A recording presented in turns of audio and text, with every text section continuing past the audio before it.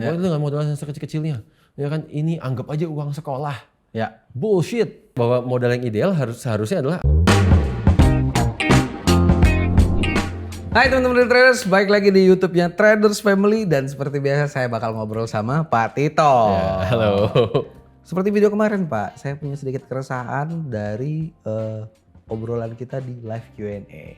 Live di Q&A? kota-kota, iya. Saya nggak tahu Bapak masih ingat atau ngeh apa enggak gitu loh, bahwa setiap kota tuh pasti ada yang nanya masalah modal. Oh inget lah. Banyak kan sebenarnya yang nanya. Karena benar-benar setiap kota ada pertanyaan itu. Ada. Iya. Nah, tapi kan saya mikirnya kenapa harus setiap kota kita bahas itu lagi? Bahas aja di sini gitu loh. Bill nih. Mengurangi. Ya, spoiler ya. Selalu membocorkan isi Q&A. Iya, spoiler tapi kan at least pas Q&A kita bisa bahas yang lain lagi gitu, Ya, Pak. ya, yang lebih berat jadinya ya. Oke. Gitu. Setuju. Kalau saya nangkepnya sih beberapa teman-teman ada yang mungkin sudah punya modal, bingung mau modal berapa, ada yang benar-benar bingung modal saya tipis, saya harus mulai berapa? Asumsinya dulu nih, ini untuk belajar trading atau benar-benar udah apa ya, udah siap trading for living?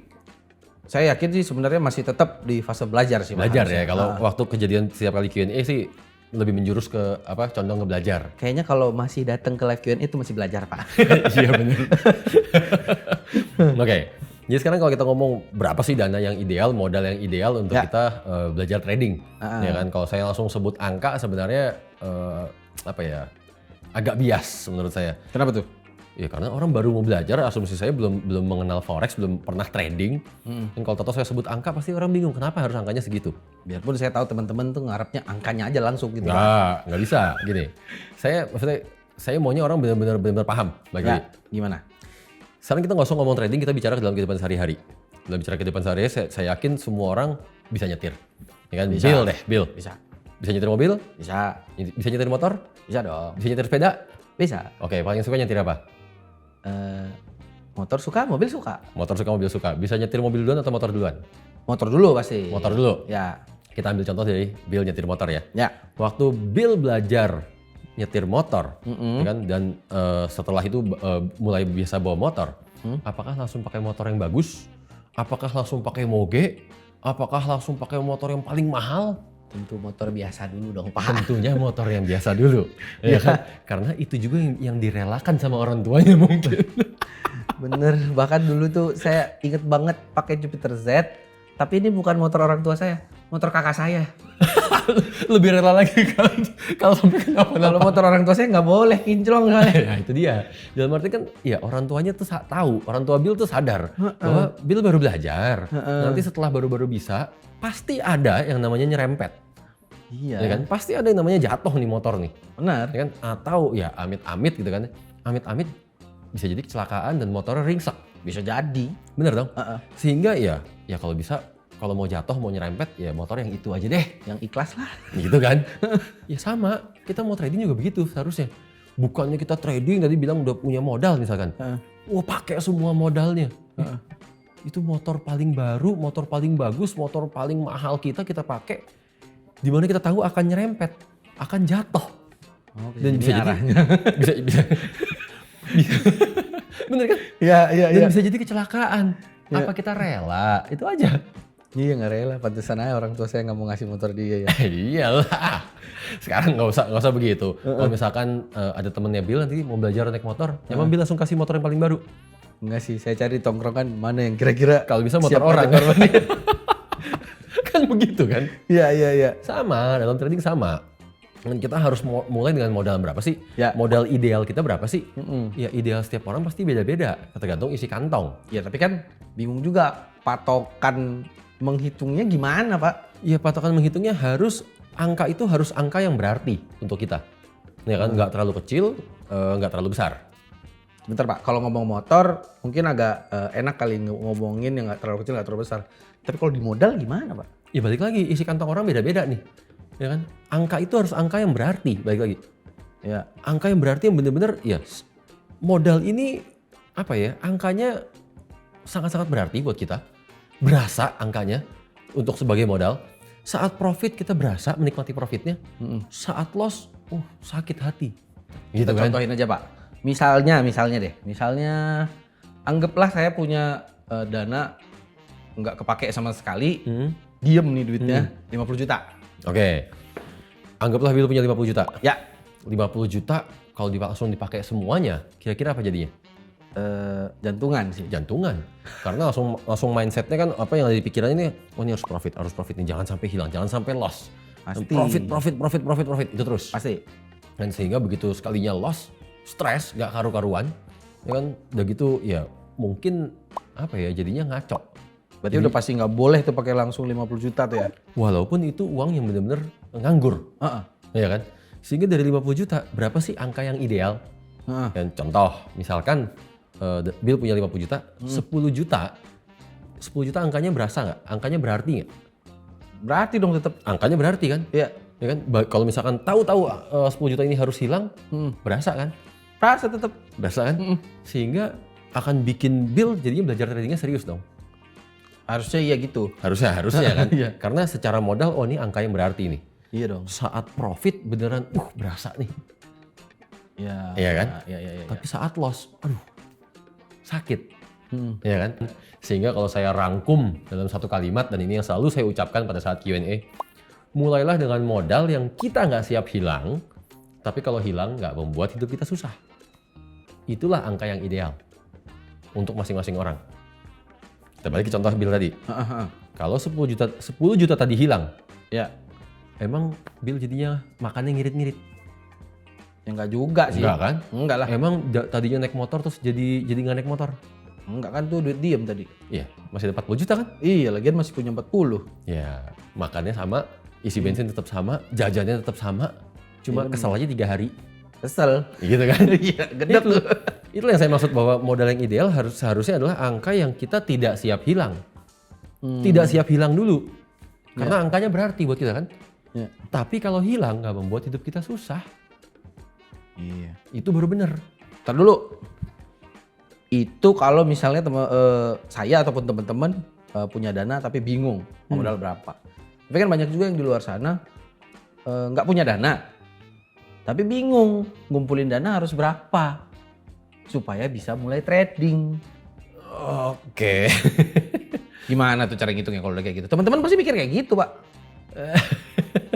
Kalau posisinya lagi nggak ada modal atau harus bingung harus ngumpulin berapa, iya. Ini kan saya anggap asumsinya ya tanpa bermaksud untuk mengecilkan, tanpa bermaksud untuk menyepelekan.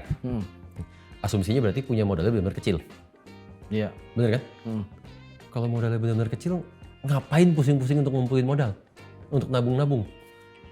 Kita udah kasih solusinya yang jelas-jelas, solusi yang kita berikan, angka yang bisa dicapai, ya jelas jauh lebih besar dari angka yang dikumpulin. Bener dong? Kita sama-sama tahu loh, kemarin, saya lupa lah berapa minggu lalu. Itu jelas-jelas udah ada yang income-nya 30 juta per bulan. Ya. Sudah ada yang 50 juta per bulan. Dan itu income-nya sudah stabil. Sudah konsisten. Iya, tapi kan itu makan waktu berapa bulan, Pak? Loh, enggak dong. Enggak, tar dulu. Itu kan kita bahas saat income-nya sudah berhasil konsisten. Ya. Sudah mencapai income yang stabil. Tapi sebelum proses itu, kan juga ada yang namanya meredeem dari TF point. Cash out dari TF point. Iya. Bener kan? Pada proses ini berapa cash outnya? Yang berarti maksudnya gini loh. Sepanjang perjalanannya, dalam proses belajarnya, dalam proses perjalanan untuk mencapai income yang stabil, tetap akan menghasilkan income. Bener kan? Dan saya lupa, kayaknya saya pernah tunjukin. Kemana tuh? Saya pernah tunjukin ada channel yang cash out-nya itu per bulan. Oh, tahu saya. Bener, tahu yang di ruangan Bapak waktu itu kan? Iya. Ya, Setiap bulan ada aja poin yang di cash out kan. Udah kayak orang gajian. Iya. Bener kan? Saya inget waktu kalau nggak salah kita hitung bareng-bareng kali ya, kalau nggak salah itu sekitar berapa ya, 80-an kali ya, Pak? 70 sampai 80-an, saya nggak terlalu inget lah. Ya itu lah saya maksud.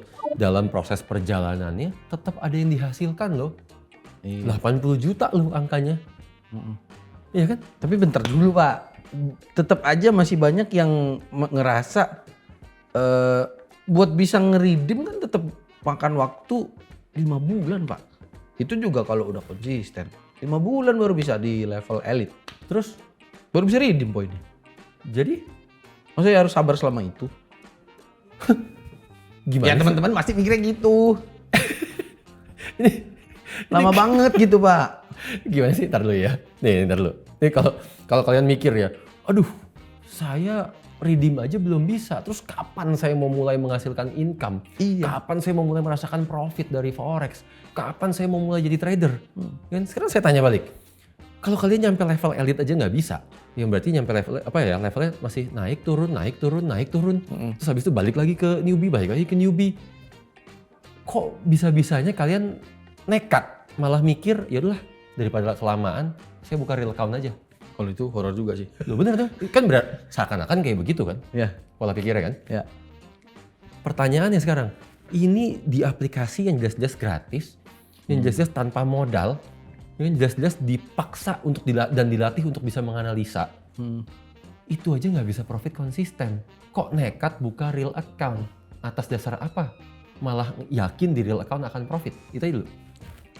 Atas dasar pengen bisa ngasilin duit dari trading katanya Pak. Ya itu kan atas dasar ya instan. Pengen cepet gitu Ya kan? Pak. Maunya tuh semua, oh ya kapan nih? Saya udah nggak sabar nih. Iya. Orang terbiasa maunya hasilnya instan. Ya. Padahal parameter di aplikasi kita itu jelas. Bahwa kalau belum bisa nyampe level elite, nggak usah coba-coba buka real account. Iya. Pasti loss.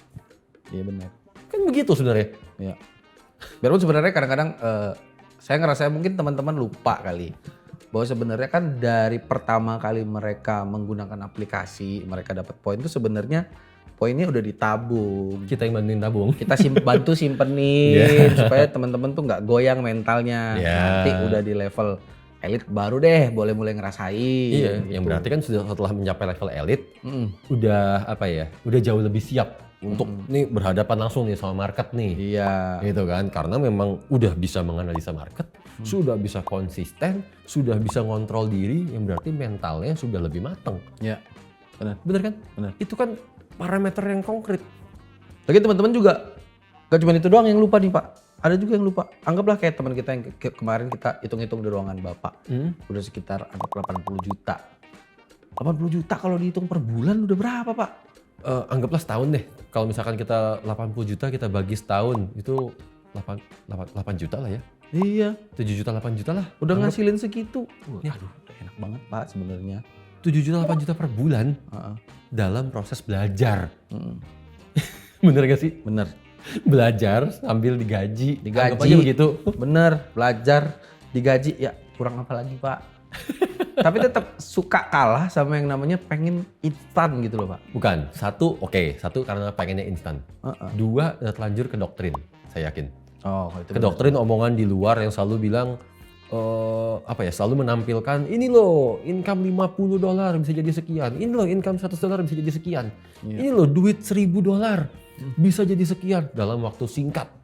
Ya kan? Pakai aja cara ini. Pasti profit melulu. Pemula langsung bisa. Di doktrinnya malah hal begituan kan? Iya. Pemula manapun juga belajar teori ya teori, mental ya mental. Kok begitu sampai ke Traders Family? Kok nggak ada yang kayak gini nih? Mana ada? Ya teori mau buku di blender tuh teori semua tuh telan. Ya, itu nggak ada artinya. Mental ya mental baru akan didapetin setelah mengalami. Bener. Ya, boleh belajar teorinya apapun. Begitu berhadapan dengan market, lihat angkanya gerak-gerak. Iya. Bohong kalau ini nggak berdebar-debar nih. Iya. Itu mental. Dan namanya mental tuh nggak bakal lepas sama yang namanya waktu ya Pak. Iya, mana ada kata-kata pemula langsung bisa. Bener. Pemula pasti bisa, bullshit. Nggak mungkin. Setuju saya. Tapi ya oke lah, itu buat teman-teman yang nggak punya modal. Iya, enggak. Dan satu lagi saya ingetin. Juga jangan kemakan omongan-omongan yang orang selalu bilang, mulai dengan modal yang sekecil-kecilnya. Oh, kalau itu.